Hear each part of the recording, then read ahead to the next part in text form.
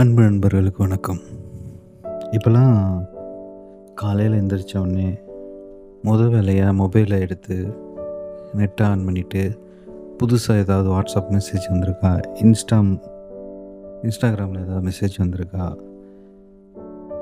அது உள்ளே போகும்போதே சில சஜஷன் வரும், யூடியூப் சஜஷன்ஸ் வரும். அது இல்லாமல் இப்போ யூடியூப் ஷார்ட்ஸு, இன்ஸ்டா ஷார்ட்ஸு இதெல்லாம் வரும்போது அதுக்குள்ளே போனாலே வெளியே வர முடிய மாட்டேங்குது. அதுலேயே கிட்டத்தட்ட 1/2 1 ஹவர்னு ஓடிடுது. ஆனால் இந்த மொபைல்லாம் வர்றதுக்கு முன்னாடியும் இந்த டிவியோட தாக்கமும் கம்மியாக இருக்கிற டைம்லையும் அப்போ பார்த்தீங்கன்னா, நான் காலையில் ஸ்கூலுக்கு போகிறதுக்கு எந்திரிக்கும் பொழுதே அந்த ரேடியோ ஆனில் தான் இருக்கும். வீட்டில் ஆன் பண்ணி வச்சுருப்பாங்க. நிகழ்ச்சியாக வந்து காலையில் 6 மணிக்கு பக்தி பாடல்களை ஒளிபரப்புவாங்க. சீர்காழி கோவிந்தராஜன் பாடல்கள், டிஎம்எஸ் அவர்கள் பாடல்கள், நாகூர் கனிபா இறைவனிடம் கையேந்துங்கள் அந்த பாடல்கள், ஜீசஸ் பாடல்கள், இந்த மாதிரி வரிசையாக ஒவ்வொன்றா பாடிட்டே வரும். அது முடிஞ்சதுக்கப்புறம் ஒரு நியூஸ் வரும், தலைப்புச் செய்திகள் சொல்லிட்டு. அதுக்கப்புறம் வந்து பார்த்திங்கன்னா, இன்று ஒரு தகவல் அந்த நிகழ்ச்சி வரும். அது ஒரு 5 நிமிஷம்தான். அதை வந்து பேசுகிறவர் யாருன்னா, தென்கட்சிக்கோ சுவாமிநாதன் அவர்கள். இன்றைக்கி அவரை பற்றி தான் பேசலான்னு தோணுச்சு. ஏன்னா அவர் வந்து அப்போ பேசிட்டு போயிட்டார். ஆனால் இப்போ அவரைய தூங்கும்போதும் சில சமயம் அவரோட நாஸ்டாலஜிக்கல் மூமெண்ட்டாக அவரோட ஸ்பீச்சை கேட்குற மாதிரியும் எனக்கு ரொம்ப பிடிக்கும். அவரோட நரேஷன்ஸ் ஃபார்முலாவே ஒரு வித்தியாசமாக இருக்கும். அவர் சொல்கிறது எல்லாமே ஒரு நீதி கதைகளும் அதுதான் சொல்லுவார். ஆனால் அந்த நீதி கதையை வந்து இந்த நீதி கதையை ரொம்ப கேஷுவலான ஒரு நரேஷனில் சொல்லுவார். அவர் வந்து கொண்டிருந்தார் அப்படிலாம் இல்லாமல், இந்த ஆல் இண்டியா ரேடியோக்குன்னு சொல்லி ஒரு ஸ்டாண்டர்டான ஒரு டெம்ப்ளேட் இருக்கும், அதெல்லாம் அவர் உடைச்சிருப்பார். ரொம்ப கேஷுவலான ஒரு ஸ்பீச் இருக்கும். ஒரு ஊரில் ஒருத்தர் அப்படிங்கிற மாதிரி தான் ஆரம்பிப்பார். அந்த நீதி கதை முடிஞ்ச உடனே அதுக்கப்புறம் இப்போ கரண்ட்டாக இப்போ சொல்கிற மாதிரி ஒரு சின்ன நகைச்சுவையோட இன்னொரு குட்டி கதையை சொல்லி முடிப்பார். இதுதான் அவரோட ஃபார்முலா. அவர் சொல்கிற எல்லா கதையும் வந்து இப்போ கேட்டாலும் புதுசாக இருக்கிற மாதிரி இருக்கும். அதில் நல்ல ஒரு மெசேஜ் இருக்கும். அன்றைக்கி டேவை நீங்கள் ரெஃப்ரெஷ் பண்ணிக்கிற மாதிரியே இருக்கும். அந்தளவுக்கு அழகாக இருக்கும் அந்த இன்று ஒரு தகவலுங்கிற அந்த நிகழ்ச்சி. இந்த தென்கட்சிக்கோ சுவாமிநாதன் அவர்கள் யாருன்னா, அவர் வந்து தென்கட்சிங்கிறது பெரம்பலூர் மாவட்டத்தில் இருக்கிற ஒரு ஊர். அந்த ஊரில் பிறந்த அவர் வந்து அக்ரி முடிச்சுட்டு அக்ரிகல்ச்சரே பண்ணிகிட்ருக்கிறார் ஊரில். ஒரு ஸ்டேஜுக்கு அப்புறம் அவர் என்ன பண்ணுறாருன்னா, எலெக்ஷனில் சுயேட்சையாக நின்று ஊராட்சி தலைவராக மாதிரி வந்துடுறாரு. அதில் கொஞ்ச காலம் இருந்துட்டு அதெல்லாம் முடிஞ்சதுக்கப்புறம் விவசாயம் பண்ணிக்கிட்டே நிறையா இதுக்கு அப்ளை பண்ணும் பொழுது இந்த மாதிரி திருநெல்வேலி ரேடியோ ஸ்டேஷனில் அவருக்கு வந்து வாய்ப்பு கிடைக்கிது. என்ன வேலைன்னா, அங்கேயும் விவசாயம் சம்மந்தமான ஒளிபரப்பு பண்ணுறதுக்குரிய ஸ்கிரிப்ட் எழுதுகிற வேலை. ஸோ அந்த வேலையில் வந்து நீங்கள் எதுக்கு இந்த வேலையை சூஸ் பண்ணுறீங்கும்போது, எனக்கு விவசாயம் பண்ணுறது பிடிக்கும், அதை விட விவசாயத்தை பற்றி பேசுகிறதுன்னு ரொம்ப பிடிக்கும்னு சொன்னோடனே அவர் சூஸ் பண்ணியிருக்காங்க. ஸோ அது மூலமாக உள்ள ரேடியோ ஸ்டேஷனில் உள்ளே வந்தவர். அப்போ வந்து ரேடியோ ஸ்டேஷனில் திடீர்னு யாராவது லீவ் போட்டாலோ இல்லை எமர்ஜென்சினாலோ இன்னொருத்தவங்க ஒர்க்கை அவர் எடுத்து பண்ணுற மாதிரி இருக்கும். அப்படி இவர் வந்து யாராவது லீவ் போட்டால் அவரோட ஒர்க்கை பண்ணும்போது பேட்டி காண்கிறது, அந்த ஃபீல்டுக்கே போய் பேட்டி எடுக்கிறது, இந்த வேலைகள்லாம் பண்ணிகிட்டு இருந்திருக்கிறாரு. அப்போ அவர் மீட் பண்ணவர் தான் நடிகர் தங்கவேலு அவர்கள். ஒரு ஸ்டேஜுக்கு அப்புறம் வந்து பார்த்திங்கன்னா, ரொம்ப வருஷம் கழித்து நடிகர் தங்கவேலு அவர்கள் இறந்ததுக்கப்புறம் பெரிய மருதுன்னு ஒரு படத்தில் அவருக்கு பதில் இவர் வந்து இவரோட வயசும் அவரோட வயசும் கிட்டத்தட்ட ஒரே மாதிரி இருக்கும், டப்பிங் கொடுத்துருப்பாரு. ஸோ இப்படிலாம் இருந்திருக்கு. ஸோ ஒரு ஸ்டேஜில் வந்து அவர் திருநெல்வேலி அங்கே விவசாயம் சம்மந்தமான நிகழ்ச்சிகளை சொல்லிகிட்ருக்கும் பொழுதே ஆல் இண்டியா ரேடியோக்குன்னு ஒரு ரூல்ஸ் இருக்கும். இந்த இந்த மாரி மொழி நடையில தான் இருக்கணும், இப்படி தான் இருக்கணும்னு சொல்லி. ஆனா, இவரு அப்பயே வந்து அத பிரேக் பண்ணியிருக்காரு. எப்படின்னா, அ விவசாய நிலத்துக்கு வந்து எப்படி மருந்து தெளிக்கணும் அப்படிங்கிறத வந்து அவர் சொல்லும்பொழுது, அவங்க பொதுவா வந்து அந்த கெமிக்கல் பேர சொல்லி, அதில வந்து 10 எம்எல் வந்து ஊத்தி, 20 எம்எல் தண்ணிய கலந்து, அந்த மாரி ரொம்ப அக்யூரேட்டா, டெக்னிக்கலா வந்து ரேடியோல எக்ஸ்ப்ளைன் பண்ணுவாங்க. ஆனா, தென்கட்சிக்கோ என்ன பண்ணியிருக்காருன்னா, அம் சுவாமிநாதன் அவர்கள் என்ன சொல்லியிருக்காருன்னா, நீங்க வந்து நீங்க வாங்குன அந்த கெமிக்கல அதிலேயே மூடி இருக்கும். அந்த மூடியே ஒரு 10 எம்எல் தான். ஸோ, அந்த மூடியில வந்து நீங்க ஊத்திக்கிங்க. அதோட ஒரு சிரட்ட அளவு தண்ணிய எடுத்துட்டு வந்து ஊத்தி கலந்து, ஒரு குச்சியில கிண்டி, அத நீங்க மருந்து அடிச்சு விடுங்கன்னு சொல்லியிருக்காருங்க. இத கேட்ட ஒரு டைரக்டர் வந்து சொல்லியிருக்காரு, "இப்படிலாம் நீங்க பேசக்கூடாது. நமக்குன்னு ஒரு ப்ரொசீஜர் இருக்கு. நம்ம வந்து ஒரு ப்ரொஃபஷனலா பேசணும்." அப்படி இப்படின்னு சொல்லியிருக்காரு.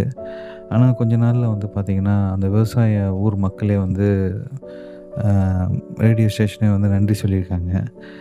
நீங்க ரொம்ப நாளா பண்ணியிருக்கீங்க. விவசாயத்த பத்தி நெறைய தகவல் குடுத்துட்ருக்கீங்க. ஆனா எங்களுக்கு இப்ப தான் கொஞ்ச நாளா தான் புரியுது."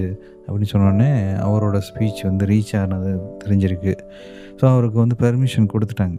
இனிமேலு நீங்க வந்து இப்படியே பேசுங்க. இந்த ஒரு நிகழ்ச்சிக்கு மட்டும்னு சொல்லி அவருக்கு வந்து பெர்மிஷன் குடுத்துட்டாங்க. ஸோ, இத இத வந்து முக்கியமா இங்க இருந்து எதுக்கு சொல்றேன்னா, நம்ம வந்து இப்ப பேசிட்டு இருக்கிறதே ஒரு பாட்காஸ்ட்டு. இப்போ வந்து இந்த டெக்னாலஜி வந்து யாருனாலும் பேசலாங்கிற அ ஒரு அழகான ஒரு ஆப்பர்ச்சுனிட்டிய குடுத்துருக்கு. அ அந்த டைம் வந்து இந்த மாரி வேலை கிடைச்சு அங்க போய் தான் பேச முடியும். ஆனா, அதில அவ்வளோ ரெஸ்ட்ரிக்ஷன் இருக்கு. இப்ப நான் என்ன வேணாலும் பேசலாம். ஆனா, அங்க வந்து அவங்களுக்குன்னு ஒரு ரூல்ஸ் அண்ட் ரெகுலேஷன் வச்சிருக்காங்க. அதையும் மீறி அவர் வந்து எத யுனிக்கா பண்ண முடியும், எப்படி பண்ணலாங்கிறத வந்து அவர் இயல்பாவே பண்ணிட்டு போயிருக்கிறாரு.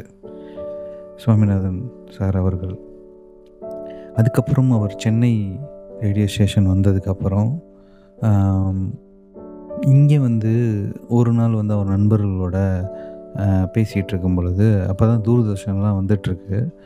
கேன்டீனில் உட்காந்து பேசிகிட்டு இருந்திருக்கிறாரு. பேசிகிட்டு இருக்கும் பொழுது, ம் "என்ன இனிமேல் இந்த டெலிவிஷன் இதெல்லாம் வந்துருச்சு. இனிமேல் நமக்கு வந்து ரேடியோவில் பெரிய ஒன்றும் வேலைகள் இருக்காது. வேலைகள்லாம் கம்மியாயிடும். ஜாலியா இருக்கலாம்னு" சொன்னோனே, அத பின்னாடி இருந்த டைரக்டர் கேட்டுட்டாரு. ஸோ, இவருக்கு வந்து பனிஷ்மெண்ட்டா கிட்டத்தட்ட வந்து, "நீ ரொம்ப பேசுறன்னு" சொல்லிட்டு, இனிமேல் டெய்லியும் காலையில இன்னும் 1 மாசத்துக்கு மக்களுக்கு ஏதாவது ஒரு நல்ல தகவல வந்து குடு அப்படின்னு சொல்லிட்டு, அவருக்கு ஒரு பனிஷ்மெண்ட் மாரி ஒரு அசைன்மெண்ட்ட குடுத்துட்டாரு. அ இவரும் வந்து இந்த மாரி இன்று ஒரு தகவல்னு சொல்லி ஒரு நிகழ்ச்சிய உருவாக்கி, டெய்லியும் காலையில வந்து சொல்லிட்டு போயிருக்கிறாரு. ஸோ, இப்படி இருக்கும் பொழுது, அ இது வந்து இது 1 மாசம் சொல்லியிருக்காரு. அந்த 1 மாசம் முடிஞ்சிருது. அந்த 1 மாசம் முடிஞ்ச பிறகு பார்த்தீங்கன்னா, டைரக்டர் வந்து, "சாரி மறந்துட்டேன். நான் இன்னொருத்தர அசைன் பண்ணணும். பட் மறந்துட்டேன். நீயே கன்டின்யூ பண்ணுன்னு" சொல்லிடுறாரு. ஸோ, சுவாமிநாதன் அவர்கள் வந்து, என்னடா நம்ம இப்படி மாட்டிக்கிட்டோன்னு இருக்கும்போது, கன்டினியூஸா அத 2வது மாசமும் பேசின பிறகு, அது ரொம்ப மக்கள்கிட்ட வந்து நெறைய ரீச் ஆயிடுது. அந்த டைரக்டர் வந்து, "நீயே கன்டின்யூ பண்ணு" அப்படின்னு சொல்லிட்டாரு. ஒரு ஸ்டேஜில இவரே அந்த இத பிடிச்சு போய் ஒர்க் பண்ண ஆரம்பிச்சுட்டாரு. ஏன்னா, ஒரு பார்வையற்றவர்கள் ஒருத்தவங்க வந்து பார்த்து, இந்த மாரி "எங்களால நெறையா புத்தகங்கள் படிக்க முடியல. பட் நீங்க வந்து டெய்லியும் அந்த மாரி சொல்றது எங்களுக்கு ரொம்ப உபயோகரமா இருக்கு. நல்லா இருக்கு" அப்படின்னு சொல்லி பாராட்டிட்டு போயிருக்காங்க. அது அவருக்கு ஒரு அ ரொம்ப பிடிச்சு போச்சு. ஸோ, அத அப்படியே கன்டின்யூ பண்ண ஆரம்பிச்சுட்டாரு. அதுதான் அந்த இன்று ஒரு தகவல். இன்றைக்கும் நீங்க வந்து யூடியூப், பாட்காஸ்ட்டு, ஸ்பாட்டிஃபை இதில நீங்க போய் இன்று ஒரு தகவல் இல்லாட்டி தென்கட்சிக்கோ சுவாமிநாதன் ஸ்பீச்சு இந்த மாரி நீங்க போட்டிங்கனாலே, இரவு நேரம் கேட்கக்கூடிய கதைகள்னு சொல்லி வரும். ஏன்னா, அவரோட நரேஷனில ஒரு பரபரப்பு இருக்காது. ஒரு ரொம்ப கேஷுவலா இருக்கும். நீங்க வந்து ஒரு ஒரு சாந்த நிலைக்கு போயிடலாம். அந்த மாரி தான் இருக்கும். ம். அதே மாரி இன்னைக்கு அவர் வந்து சில புத்தகங்களும் எழுதியிருக்கிறாரு. அந்த புத்தகத்தோட அறிமுகமா தான் நம்ம இன்னைக்கு பேசப்போறோம். அதில அவர் வந்து சிறகை விரிப்போம்னு ஒரு புத்தகம் ரிலீஸ் பண்ணியிருக்காரு. அதை நான் வாங்கியிருந்தேன். இது ரொம்ப வருடங்களுக்கு முன்னாடியே நான் வாங்கியிருந்த ஒரு புக்ஸ் எக்ஸிபிஷனில் இந்த புத்தகம் கிடச்சிது. இதுலேயும் வந்து பார்த்திங்கன்னா, அவர் எப்பயும் நம்ம இன்று ஒரு தகவல் சொல்கிற மாதிரியே அந்த மொழி நடையிலேயே கட்டுரைகள், கதைகள் நிறையா இருக்கும். அதில் ஒரு கதையை நான் இங்கே சொல்லிவிட்டு இதை முடிக்கிறேன். எப்பயும் இன்று ஒரு தகவலில் அவர் சொல்கிற ஒரு நீதி கதையும் அதுக்கப்புறம் ஒரு குட்டி கதையோடைய ஒரே ஒரு கதையை சாம்பிளாக சொல்லிவிட்டு இந்த பாட்காஸ்ட்டை முடிக்கிறேன். ஒரு ஊரில் ஒரு 18 வயது உள்ள ஒரு பையன் வந்து இருக்கிறான். அவன் வந்து மேல் படிப்பு படிக்கணுங்கிறதுக்காண்டி பாக்தாத் நகரம் போகணுன்ட்டு விருப்பப்படுறான். அப்போ வந்து அவன் இருந்த ஜிக்ஸ்லான் நகரிலிருந்து கிளம்புறான். அவங்க அம்மா வந்து ஒரு 40 பொற்காசுகள் மட்டுமே கொடுத்துருக்காங்க. அவங்க குடும்ப சொத்தே அவ்வளோதான், அதவே கொடுத்துட்டாங்க. ஸோ தனியாக போக முடியாதனால ஒரு வணிகர்கள் கூட்டத்தோடு சேர்ந்து போயிட்டுருக்கும் பொழுதே இடையில் வந்து கொள்ளையர்கள் வந்து அந்த வணிக கூட்டத்தை பிடிச்சி எல்லாத்தையும் கொள்ளையடிச்சிடுறாங்க. இவங்களே எடுத்து கொடுத்துட்றாங்க.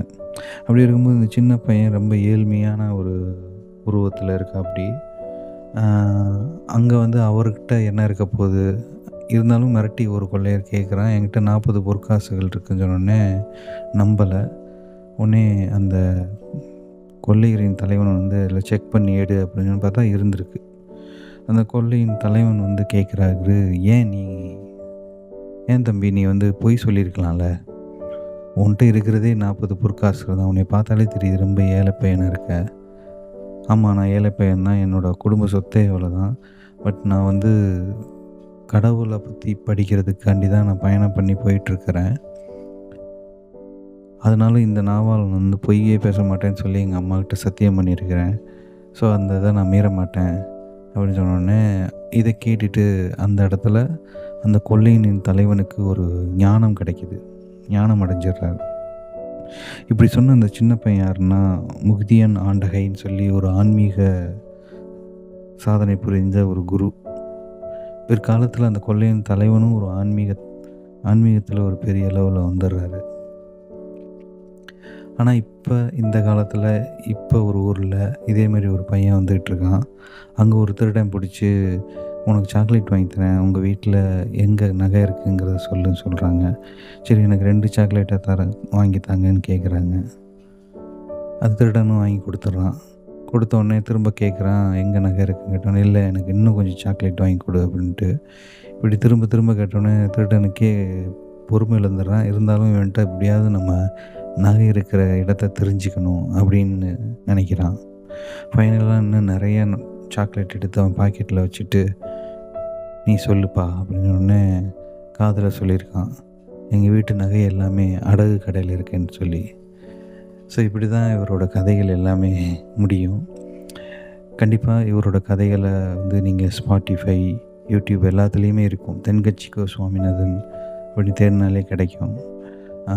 அதே மாதிரி அவரோட புத்தகங்களும் நிறையா இருக்குது. அவரோட ஓவரால் இதுவரையே இன்று ஒரு தகவலில் சொன்னது எல்லாமே வந்து பல பாகங்களாக வெளியே வந்திருக்கு. இப்போ நான் சொன்ன கதை வந்து சிறகை விரிப்போம்னு சொல்லி 6th சென்ஸ் பப்ளிகேஷன்ஸ் மூலமாக வெளியே வந்தது.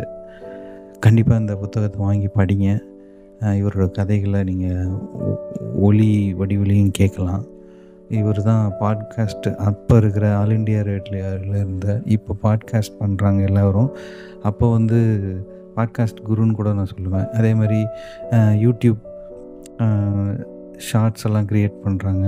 இன்ஸ்டா ஷார்ட்ஸ் எல்லாம் இப்போ வருது, ஃபுல் வீடியோ இல்லாமல் 30 செகண்ட்ஸ் 60 செகண்ட்ஸ்லாம் வந்துட்டுருக்கு.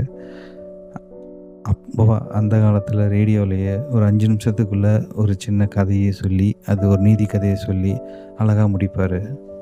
ஸோ கண்டிப்பாக இவரை கேளுங்க, இவரையும் படிங்க. இன்னொரு நல்ல புத்தகத்தோடையோ இல்லை ஒரு படத்தை பற்றியோ நம்ம பார்ப்போம். நன்றி, வணக்கம் நண்பர்களே.